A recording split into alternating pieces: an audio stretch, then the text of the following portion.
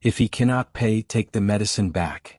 Grace Parker heard the billing supervisor whisper outside room 312 just as 74-year-old Arthur Cole began fastening his thin winter coat. Arthur had spent 2 nights at Riverview after a dangerous heart rhythm. Now he stood beside a wheelchair, one hand on his chest and the other searching an empty wallet.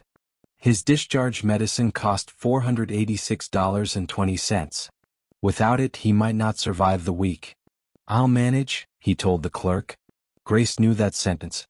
Proud patients said it when they planned to split pills, skip meals, or trust tomorrow to be kinder than today. She guided Arthur back to the bed.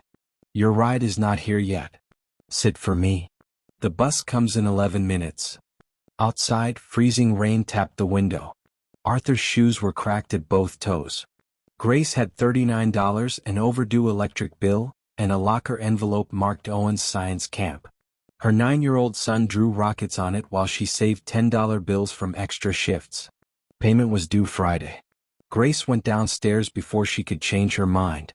At the pharmacy window, she emptied the envelope and added $6 from her lunch money. She asked the clerk not to place her name on Arthur's paperwork, but hospital policy required a payer's signature. "Then fold the receipt inside," Grace said. "He doesn't need to feel he owes me." She returned with the medicine in a paper bag and told Arthur that a hardship fund had covered it. He studied her tired eyes. "You are a terrible liar, Nurse Parker. And you have a bus to miss." Grace called a cab and wrote its number on Arthur's wrist. She did not know his unlisted emergency contact was Nathan Cole, a medical technology millionaire and major Riverview donor. Nathan arrived minutes later. He crossed the floor in a charcoal coat with his assistant and Vivian Price, Riverview's chief financial officer. Nurses knew him from magazines. Arthur's face closed. "You called the hospital before you called me?" Nathan asked. "I didn't call you at all." Vivian tried to smooth the moment. "Mr. Cole, your father received excellent care." Arthur reached for his medicine. The folded receipt slipped from his coat and landed at Nathan's feet. Nathan picked it up. "Paid in full, $486.20. Payer, Grace Parker, RN." He looked across the station at Grace, who was helping a frightened patient understand an insulin syringe. "A nurse paid my father's bill," he said. Vivian's smile vanished. "That violates our employee boundary policy." Nathan walked to Grace.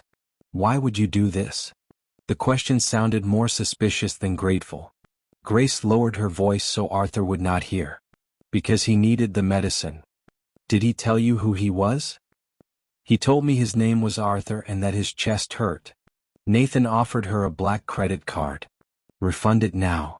Grace did not take the card. "Your father can repay me if he chooses. You cannot buy back a kindness you did not give." Arthur hid a smile. Vivian reached for the receipt. Grace stopped her. "There is something else," Grace said. "Mr. Cole's account received a charity payment yesterday. $500 from the Cole Family Care Fund. This morning, someone reversed it and billed him again." Nathan looked at Vivian. His company had donated $2 million to that fund. "A coding error," Vivian said quickly. Grace removed a second paper from Arthur's chart. "Then the same error happened to 11 patients this month." The corridor became silent. Nathan read both receipts. One showed his foundation's money arriving. The other showed it disappearing 6 minutes later under an administrator's password. "Whose password?" he asked. Grace met Vivian's eyes. "Mine." Security guards appeared at the elevator. Vivian took the papers from Nathan. "Nurse Parker has been under review for unauthorized access. I'm afraid your father may have been used to cover theft." Arthur stepped between Grace and the guards. "Funny," he said. "The only thief I met today wore a suit."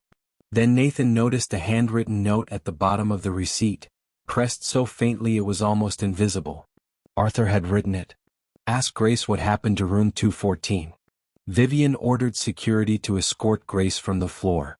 Nathan raised one hand. The guard stopped, but Grace did not thank him. She removed her hospital badge and placed it on the counter before anyone could take it. "I did not steal your fund," she said.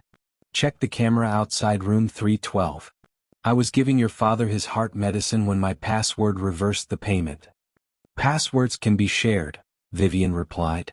Mine wasn't. Arthur lowered himself into the wheelchair. If she leaves, I leave with her. Dad, you need rest, Nathan said.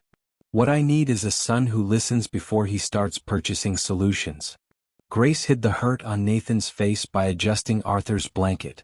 She had no patience for rich men, but she would not use a family wound to win an argument. Nathan noticed both things. He took Grace and Arthur to a consultation room while Vivian retrieved the security footage. Grace explained room 214. 3 years earlier, her husband, Mark, had arrived with a torn artery after a delivery truck struck his motorcycle. Riverview could not perform the operation he needed. A transfer was ordered, then delayed for 90 minutes while billing sought insurance approval. Mark died before the ambulance moved. A week later, the Cole Family Care Fund was billed for his emergency transfer, Grace said. The transfer that never happened. Nathan's voice softened. Why didn't you sue? The chart said he was too unstable to move. Vivian told me grief had confused the timeline.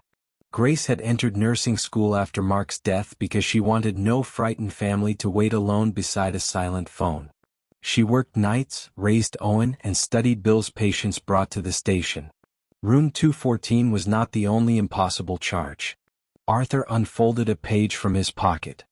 His own statement included a $2,000 critical transfer from room 214, though he had never entered that room. I showed Grace, he said. She went pale. Nathan compared the codes. They were identical to the charge on Mark's account. Vivian returned with a tablet. The camera footage showed Grace beside Arthur at the exact second her password was used in the billing office. Someone cloned her login, Nathan said. Or she scheduled the reversal, Vivian answered. We need a formal investigation. She suspended Grace without pay. Grace's hands stayed steady until she reached the locker room. There, she opened the empty science camp envelope and stared at Owen's smallest rocket. Losing one shift meant losing groceries. Losing her job meant losing the apartment Mark had painted yellow because Owen said sunlight should live indoors. Arthur waited outside with Nathan.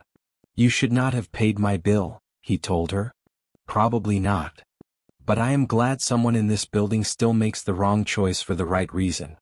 From his coat, he removed a tiny wooden rocket he had carved while waiting for tests. One fin was crooked.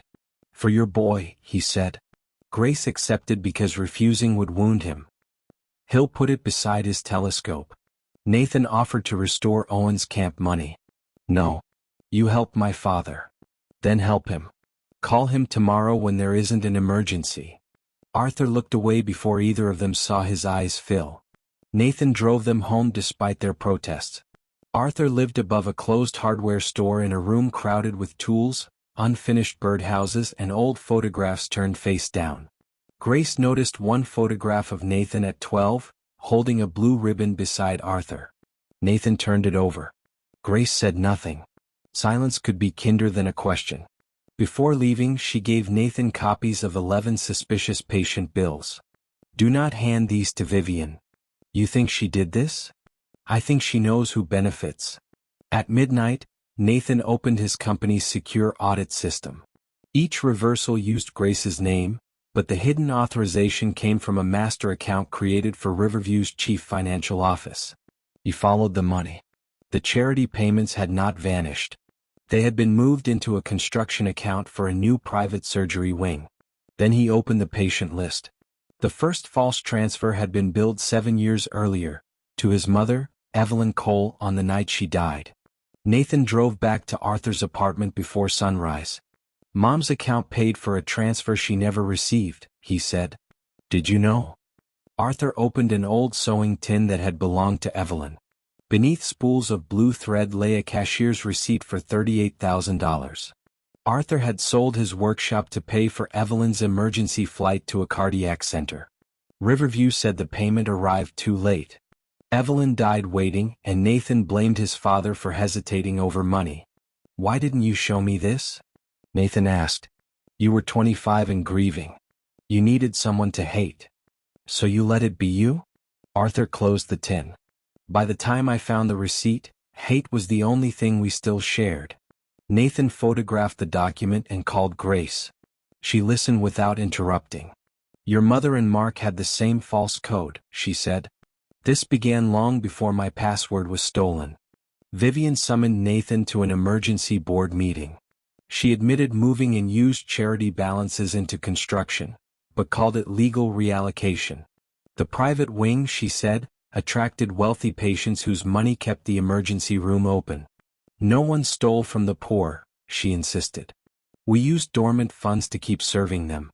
The funds were not dormant, Nathan said. Patients were denied care after payment. Vivian placed a report before him. Riverview had 6 weeks of cash remaining. Expose the transfers and lenders could close the hospital. 800 employees would lose jobs. The nearest emergency room was 40 miles away. Truth has a body count too, she said. Her motive was not simple greed. She had grown up in a town whose hospital closed. Her younger brother died during the long drive to another county. She had promised Riverview would survive, then turned survival into permission for every lie. At noon, Vivian visited Grace's apartment with a human resources attorney. She offered full reinstatement, 2 years of rent, and a science scholarship for Owen if Grace signed a confidentiality agreement and surrendered her copies. Owen sat at the kitchen table, painting Arthur's wooden rocket silver. Is that for my camp? He asked. Grace looked at the scholarship amount. It could give her son everything she kept postponing. She pushed the papers back. My husband's name is one of the things you want me to surrender. Vivian's expression hardened. You copied private patient information. We can have your license revoked. The families gave permission. Can you prove that? Grace turned to the hallway. 11 patients and relatives stepped into the room. She had spent the morning calling every person on her list. Each held a signed release. Owen carried the releases to the table and counted them twice. He did not understand fraud, but he understood that his mother had stopped standing alone that day. Now I can, Grace said. Vivian left without the papers. Nathan arrived later with groceries. Grace refused those 2 until he admitted Arthur had chosen every item and would be offended. Owen showed Nathan the rocket. 1 silver fingerprint marked its crooked fin. Mom says crooked things can still fly, he said. Nathan smiled. Your mother may be smarter than most engineers. Grace watched him kneel beside Owen instead of checking his phone. Respect replaced a small piece of her suspicion. Together, she and Nathan built a timeline across the yellow kitchen wall. Every false charge appeared during a period when the hospital needed money. Every reversal passed through the chief financial office. Nathan discovered that his own billing software hid the original transactions after 30 days. Vivian knew your system better than you did, Grace said. I built it to make hospitals efficient. I never asked what efficiency meant to the patient without a card. He promised to unlock the deleted records. Grace made him promise something harder. No public accusation until they could protect current patients from a sudden closure. That evening Arthur called. His voice sounded weak. Someone came for Evelyn's tin, he said. Nathan and Grace reached the apartment together. The door was open. Tools covered the floor. The tin was gone. Arthur sat beside the workbench, blood on his temple, clutching the original receipt from Grace's payment. They took your mother's proof, he whispered to Nathan. But they missed what she sewed inside my coat. He pulled a strip of blue fabric from the lining. Hidden within it was Evelyn's final letter. Before Nathan could open it, Arthur's eyes rolled back and his heart monitor alarm began screaming. Grace caught Arthur before his head struck the floor. His pulse fluttered, vanished, then returned. Although suspended, she gave his emergency medicine and kept him breathing until the ambulance arrived. Nathan rode beside his father, holding the blue fabric in one hand and Grace's receipt in the other. At Riverview, Vivian tried to remove Grace from the treatment area. She saved him, Nathan said. If she leaves, so do my company's contracts. Vivian stepped back. Arthur stabilized before dawn. Nathan opened Evelyn's letter at his bedside. My darling boy, it began. If you are reading this, your father has finally stopped protecting everyone except himself. Evelyn explained that the heart flight had been available. She had refused it. Her cancer had returned, and the operation would have bought painful weeks, not years. Arthur paid because he could not accept her choice. She made the hospital promise to tell Nathan, but Vivian persuaded Arthur that the truth would look like surrender. "Dad let me believe he chose money over her," Nathan said. Grace looked through the glass at Arthur. "He chose to carry your anger because it was easier than watching you carry guilt." The letter continued. Years earlier, when Nathan's company nearly failed, Evelyn convinced the Riverview board to buy its billing system. She believed the contract would save her son's dream and modernize a struggling hospital. Vivian hid the purchase inside the charity budget. Evelyn discovered the accounting trick too late. She demanded it be corrected, but Nathan's software had already made the transfers almost impossible to trace. "I wanted to help my child," Evelyn wrote. "I looked away from other people's children. That is how a loving choice became a selfish one." Nathan folded the letter. The first major contract that made him a millionaire had been purchased with money meant for patients like Mark and Arthur. "I didn't know," he said. Grace did not comfort him with easy innocence. "What you do after knowing matters more." They entered his company's archive from an empty family lounge. Nathan used a founder's recovery key he had never activated. Hidden records filled the screen. Not 11 patients. 2,417. $18 million in charity payments had been reversed, recycled through construction accounts, and used to purchase services from companies whose executives sat on Riverview's board. Nathan's software automatically deleted the patient-facing trail after 30 days. He had approved that feature as a storage-saving update. Grace found Mark's file. The transfer ambulance had arrived 22 minutes after the order. Its driver waited outside. Vivian personally marked Mark, financially unverified, and redirected the ambulance to a private patient. 90 minutes later, after Mark died, the charity fund paid for the canceled trip. Riverview kept the payment. Grace stopped reading.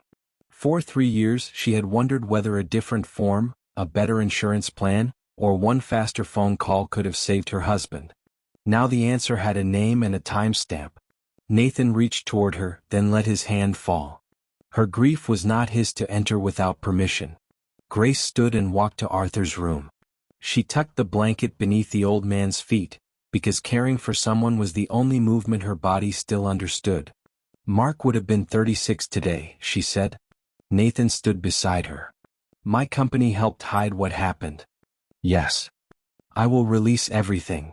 And if the hospital closes tomorrow, people will suffer tonight." He looked at her. Even after learning who had killed her husband, Grace refused to make innocent patients pay for revenge. Together they designed a plan. Nathan would place $10 million of his own shares into an emergency trust to keep Riverview open during a state investigation. Grace would organize the affected families and demand independent oversight. Arthur, once awake, would decide whether to share Evelyn's letter. Their relationship changed in that quiet room. Nathan no longer saw Grace as a generous nurse who needed rescue. He saw a leader with the courage to hold grief and responsibility at the same time. Grace no longer saw only the wealthy donor who arrived too late. She saw a man willing to place his fortune where his apology was. Arthur woke near sunrise. Nathan sat beside him. "Mom chose not to fly." Arthur's eyes closed. "She made me promise. And I made your promise into a punishment." Father and son did not repair 7 years in one embrace. Nathan simply took Arthur's rough hand. Arthur allowed him to keep it. Then every monitor in the hospital went dark. Vivian had ordered the billing servers shut down for a security threat. The hidden archive began deleting itself. On Grace's screen, 2,000 names disappeared one by one. And the police entered the lounge with a warrant accusing Grace of stealing them. Grace spent 6 hours in an interview room while television crews gathered outside. Nathan told detectives he had opened the archive. He showed them Evelyn's letter, his recovery key log, and Grace's location on hospital cameras. The officers released Grace, but investigators seized her laptop and patient files. The nursing board suspended her license pending review. Vivian called a press conference. She described Grace as a widow who had manipulated an elderly patient and a donor. She called Nathan's archive a manufactured distraction from criminal privacy violations. Reporters found Grace's apartment before she returned. Owen watched strangers shout that his mother was a thief. "Are they going to take you away?" he asked. Grace knelt beside him. "I told the truth. That isn't what I asked." She held him, unable to promise what she did not control. At the hospital, the board gave Nathan an impossible choice. If he withdrew his accusation, the hospital would restore its servers, drop its complaint against Grace, and accept outside monitoring. If he released the archive, Riverview's lenders would freeze every account by morning. Payroll, medications, and ambulance contracts could stop. Vivian placed a second document beside it. Nathan's company would face federal penalties for the deletion feature. Thousands of employees could lose their jobs. "You can protect 2 institutions that serve this city," she said, "or burn them down to prove you feel guilty." Grace received her own offer. Vivian would restore her license and pay Mark's wrongful death claim if Grace blamed the suspicious transactions on Nathan's software and stopped organizing families. Arthur urged Grace to take the money. "Your son needs his mother more than strangers need an investigation," he said. Grace heard fear, not cowardice. "Would you have told Evelyn to forget another family if the hospital offered her one more day with Nathan?" Arthur looked away. Nathan wanted to release everything immediately. Grace stopped him. "You do not get to make yourself feel clean by leaving nurses without medicine tomorrow. And we cannot let Vivian erase more records." Then we saved the records in the hospital. They worked through the night with state auditors and a non-profit emergency care network. Nathan offered his controlling shares as collateral for a bridge fund. The trustees demanded one condition. He must resign from his company and surrender voting control during the investigation. His lawyers warned that he could lose the business forever. Nathan signed. The company had been his proof that a frightened boy from a hardware store apartment could build something no one could take. Now he let it go because some things should never have belonged to him at another person's expense. Grace made her sacrifice too. State auditors could preserve the archive only if an affected family publicly authenticated a false charge before midnight. The cleanest case was Mark's. Releasing it meant exposing his medical history, the final recording of his frightened voice, and the details Grace had protected from Owen. She listened to Mark's last call. "Tell Owen his dad was trying to get home," he whispered while a nurse waited for transfer approval. Grace pressed both hands over her mouth. For years she had told Owen that Mark died instantly, because a child should not imagine his father waiting in fear. Owen stood in the doorway. He had heard the recording. Dad knew he was dying? Grace's strength collapsed. She sat on the floor and gathered him close. "I wanted to give you a gentler memory. You gave me a wrong one." The words wounded because they were true. Owen pulled away and went to his room. Nathan followed only far enough to place Arthur's wooden rocket outside the door. "Your mother is trying to make one terrible night protect someone else," he said through the wood. "That does not mean you have to be ready to forgive her tonight." Owen opened the door and took the rocket. He did not speak, but he returned to Grace and sat beside her. Together they authorized the release. Mark's file reached the auditors at 11:57. The archive stopped deleting. Thousands of payments became evidence. Nathan's emergency trust restored the hospital servers, but Vivian froze the charity accounts and appealed the intervention. The next morning, Grace's landlord delivered an eviction notice after the hospital stopped guaranteeing employee housing. Owen's science camp returned his application. Ruthless strangers mailed Grace blank receipts with the word liar. Arthur offered his room. Nathan offered a house. Grace accepted Arthur's couch for 1 week and Nathan's help moving boxes, nothing more. That evening, the overdue power in Grace's apartment was disconnected while Owen packed alone with a neighbor. Darkness frightened him, and dust from the boxes triggered the asthma he had carried since infancy. His rescue inhaler was empty. The neighbor called 911, then Grace. Grace heard Owen gasping through the phone as she ran toward the street.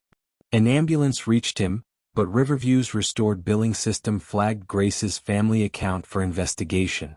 The dispatcher routed Owen to a hospital 40 miles away. It was the same delay that had killed his father.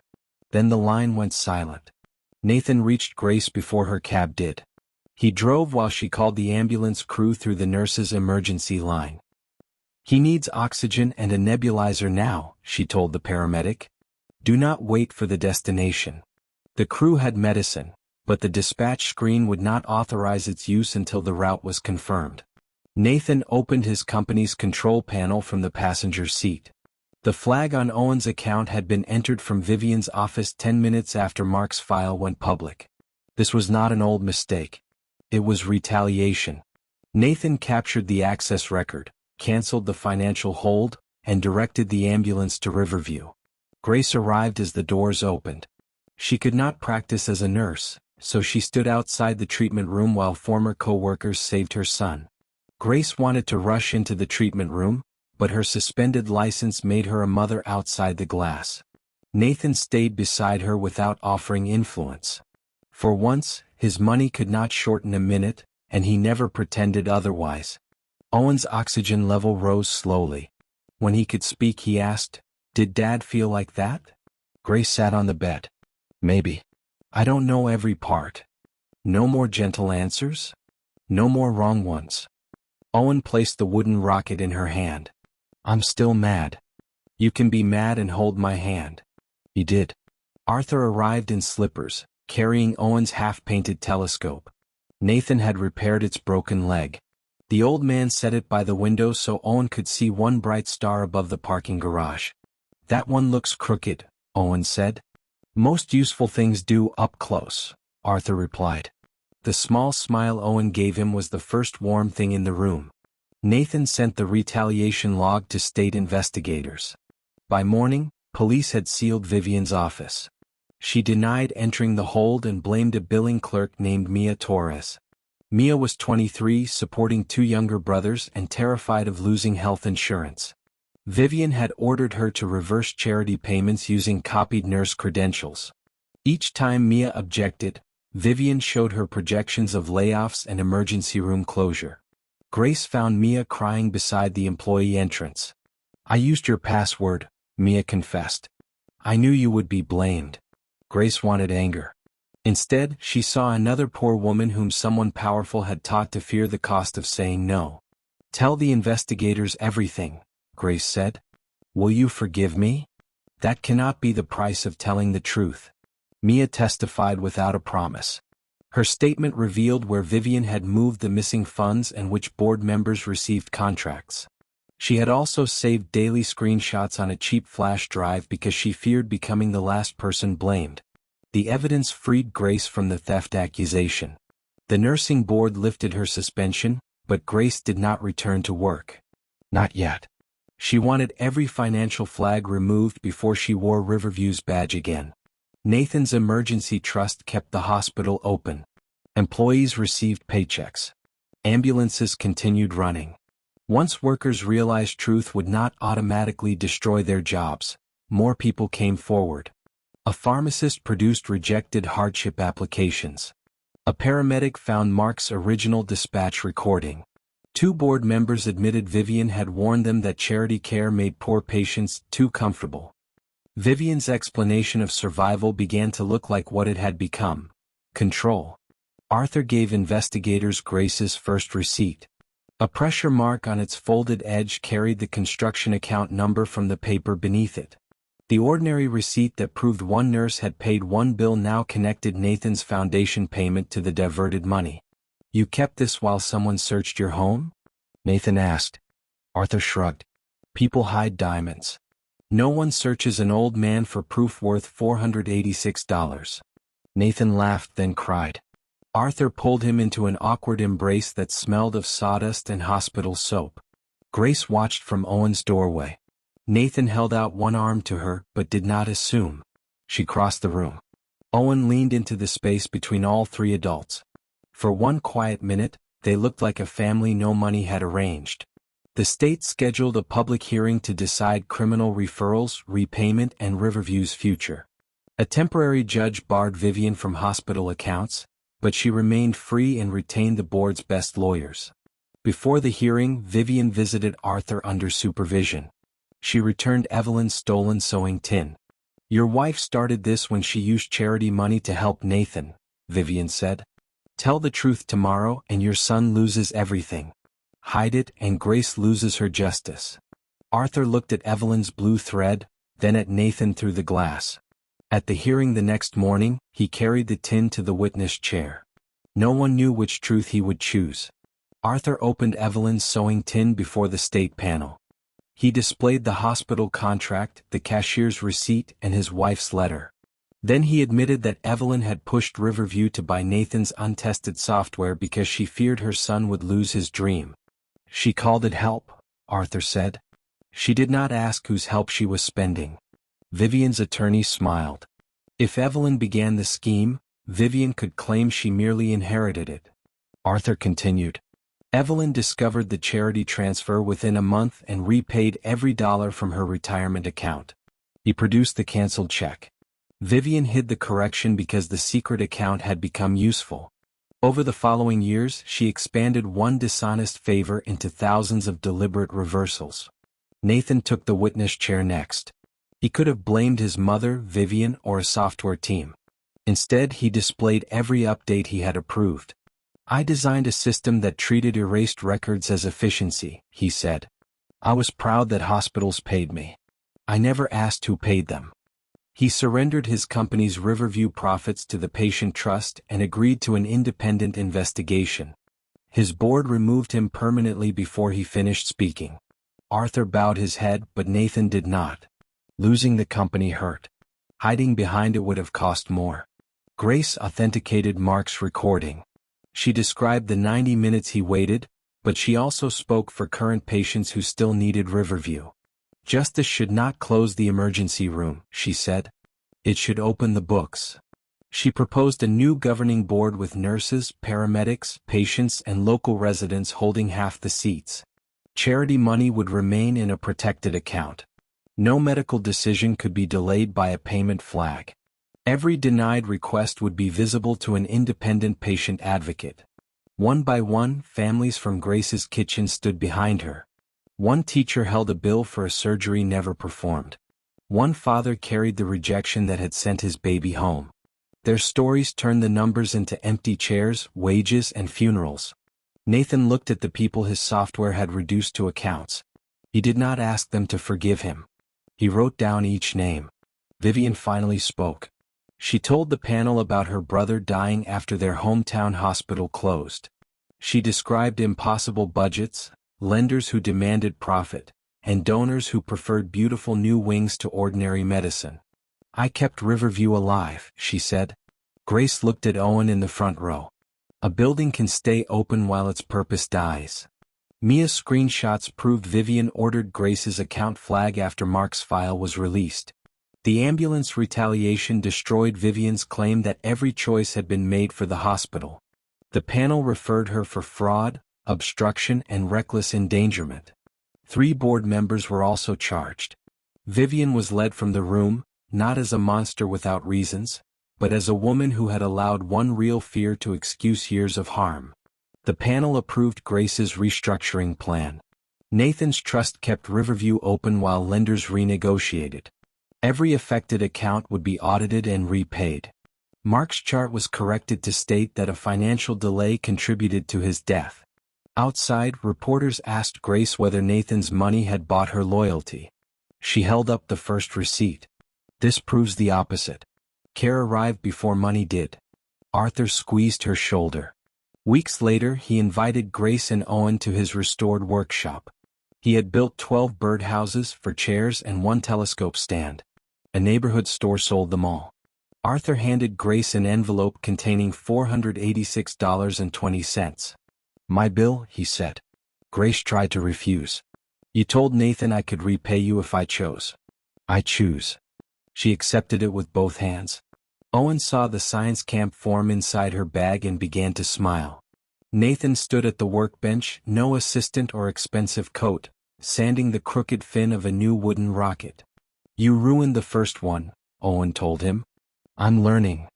Arthur looked at Grace. So is he. Nathan met her eyes. There was gratitude there, but no attempt to purchase a place in her life. This time, Grace was the one who crossed the room. 1 year later, Grace returned to Riverview in blue scrubs. Grace worked 2 nursing shifts weekly and spent the rest directing Riverview's independent patient office. Her staff could pause financial denials and answer to no hospital executive. The private surgery wing became a community clinic. Its polished donor lounge became a free pharmacy.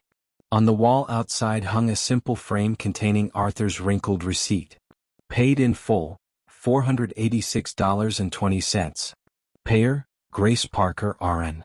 Beneath it, a second line explained that one private kindness had revealed 2,417 public wrongs. Grace disliked being called a hero. The frame did not show her electric notice, Owen's lost camp money, or her fear. Kindness mattered, but hospitals should not rely on poor employees to rescue poor patients. That lesson shaped every change. Mia became a compliance trainee after completing community service and testifying in every patient case. Some nurses refused to trust her. Grace never ordered them to forgive. Mia earned what trust she could, one accurate record at a time. Vivian pled guilty to fraud and reckless endangerment. Before sentencing, she wrote Grace a letter. She did not ask to escape consequences. She asked Grace to tell the judge that Riverview might have closed without the private wing. Grace attended the hearing. Her fear was real, she told the judge. So was the harm she chose. She asked for every stolen dollar to be repaid and for Vivian to spend part of her sentence teaching hospital boards how financial pressure can corrupt care. Some affected families thought Grace was too merciful. Others thought prison served no patient. Grace accepted that justice could be honest without making everyone agree. Nathan never reclaimed his old company. He founded a small nonprofit that built billing software whose deleted entries remained visible to patients. His office occupied the room above Arthur's workshop. Its furniture was crooked, handmade, and impossible to mistake for a magazine cover. He and Grace moved carefully. Their first dinner became weekly dinners with Owen and Arthur. Weekly dinners became walks after late shifts. On Mark's birthday, Nathan brought no flowers. He sat beside Grace at room 214 while she told stories about the man she had loved. Love did not ask her to replace grief. It made room beside it. Owen attended science camp with Arthur's repayment. He launched a silver model rocket with one crooked fin. It flew higher than every perfect one, landed in a tree, and stayed there until Nathan climbed after it in expensive shoes he no longer cared about. Arthur laughed so hard he needed to sit down. Father and son rebuilt slowly too. Nathan learned that forgiveness was not the reward for one public confession. Arthur learned that silence could wound as deeply as an angry truth. They spent Saturdays making birdhouses, sometimes talking, sometimes allowing the sauce to speak. On the anniversary of Arthur's hospital stay, an elderly woman arrived at Riverview with pneumonia. Her insurance rejected the discharge medicine. A new nurse found her crying at the pharmacy window. The nurse reached for her own wallet. Grace gently stopped her. "Your heart is right," she said. "But this time the system pays." She pressed the patient assistance button. The charge disappeared before the woman could feel ashamed. Arthur, waiting nearby for a checkup, saw the moment. "That button has your name on it," he told Grace. "No. It has everyone's money behind it." Nathan joined them carrying 2 cups of coffee and 1 hot chocolate for Owen. He glanced at the framed receipt. "I thought that paper showed what you gave my father," he said. Grace slipped her hand into his. "It shows what your father gave all of us, a reason to look closer." Arthur pretended not to smile. The receipt remained after they left. Patients paused before it, often debating which choice had changed Riverview. A nurse giving money she could not spare, an old man preserving a paper no one valued, or a wealthy son surrendering the fortune built around a lie. Perhaps no single choice had done it. A bill could measure medicine, rooms, and time. It could never measure the moment one person decided that another life was not someone else's problem.